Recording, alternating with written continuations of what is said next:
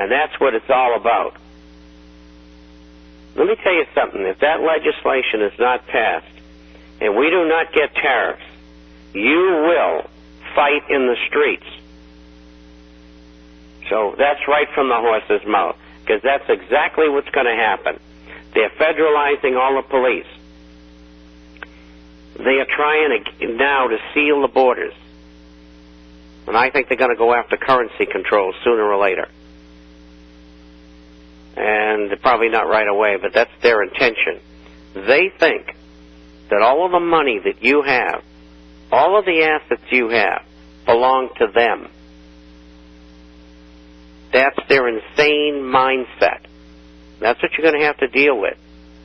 And with law enforcement, I wonder what they're going to say in law enforcement when they're told to pick up some policeman's family and bring them to an internment camp because their wife said something and somebody reported her. I wonder what they're going to do then. Are they going to kick somebody's door in and shoot their dogs? I mean, that's what they've been specializing in lately. I got 2 stories just this week on it. A Chihuahua and a miniature Great Dane or something. Unbelievable.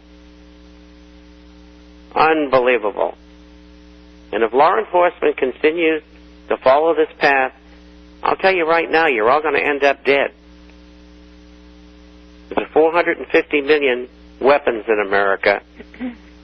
80 million people have been trained for combat, and 40 million have been in combat. So Americans are not going to lay down.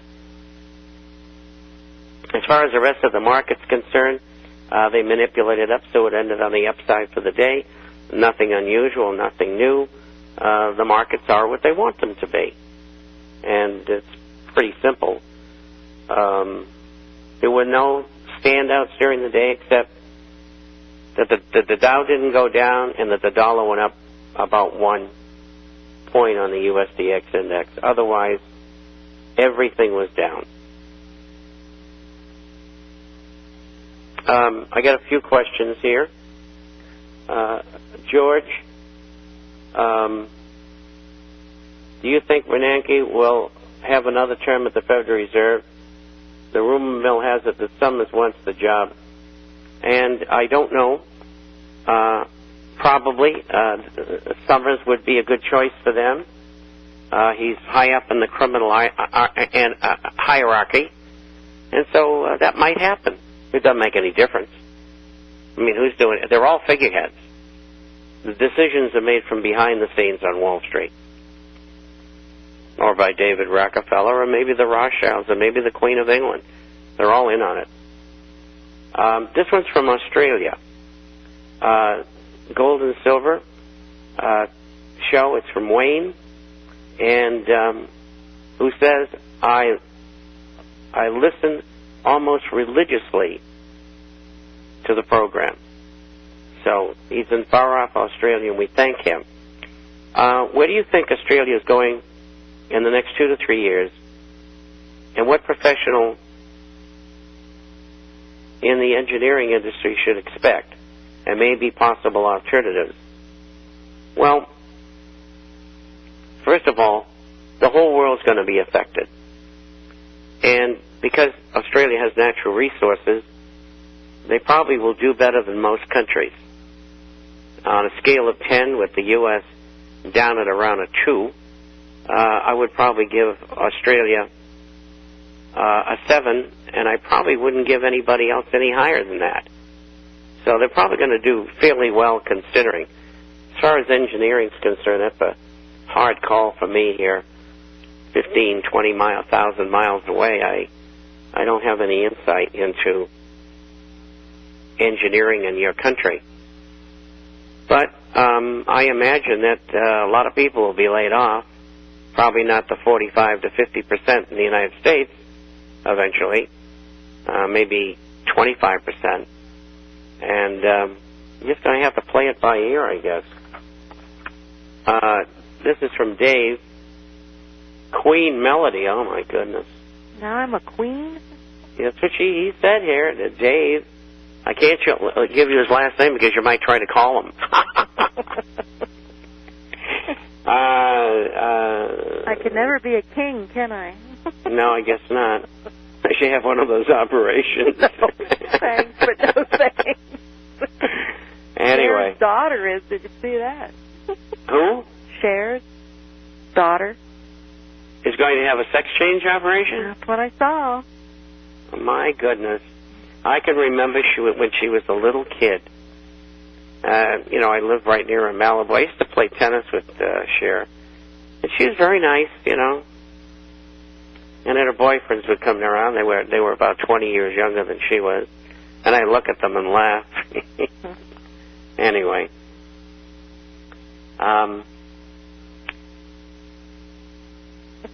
He said, I just saw the 10-year Treasury hit 4%. What does this mean to us common serfs out here? There was an interview with someone from the Southern Poverty Law Center about the latest shooting. And I know that they're pushing this so the hate crimes bill will get passed. One of the second part of this I want to answer. When I was on the show with Alex this morning, we were talking about this, and the first thing the press says, the media says, is that he was a follower of Ron Paul. And so evidently they wanted to get some mileage against H.R. 1207, but I think that's rather oblique. I think they missed the point on it. You know, the man was 89 years old. He obviously was a racist, and I guess he wanted to leave a mark in the world before he left. I don't know how to explain it. Poor soul. Anyway, let's go over the rest of the question. 10-year treasuries hit 4.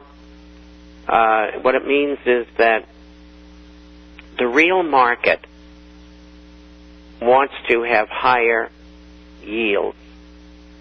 They want interest rates to go higher. And the reason why is that they are anticipating a much lower dollar. And the only reason that the 10-year Treasury note has fallen back to 3.80 today, 3.80%, is because the Federal Reserve is buying bonds. And it's called market manipulation. It's legal. And so what will it mean? They're telling you there's going to be higher inflation. That's what it's telling you. Next. Gee, this is another Australian. We got lots of Australian, Melody. Yes, we do. He misspelt your name, but I won't hold him for that. Mulaney. Well, you know those Australians. When you know, Mulaney might be a popular name down under. I like Mulaney. Well, maybe you can change your name. Yeah. I mean, these girls are changing their sex. I guess I could change my name. Anyway, with the imminent devaluation of the dollar in the cards, and China converting the U.S. dollar reserves to commodities, I assume they will be paying with U.S. dollars, and as such, countries like Australia, who export base metals to them, will be and have been paid in U.S. dollars. Question is, wouldn't most trade nations have a large proportion of wealth in U.S. dollars? The answer to that is the average country has 64.5% of their current foreign exchange reserves in U.S. dollars. The dollar goes down, they're all going to suffer. Has the U.S. dollar not been exported to government coffers all over the world, which I answered, in quantities never before seen in a reserve currency in the past? The answer is yes.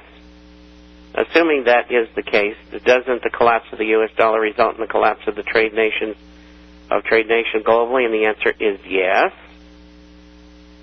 What is the global impact of the U.S. dollar collapsing?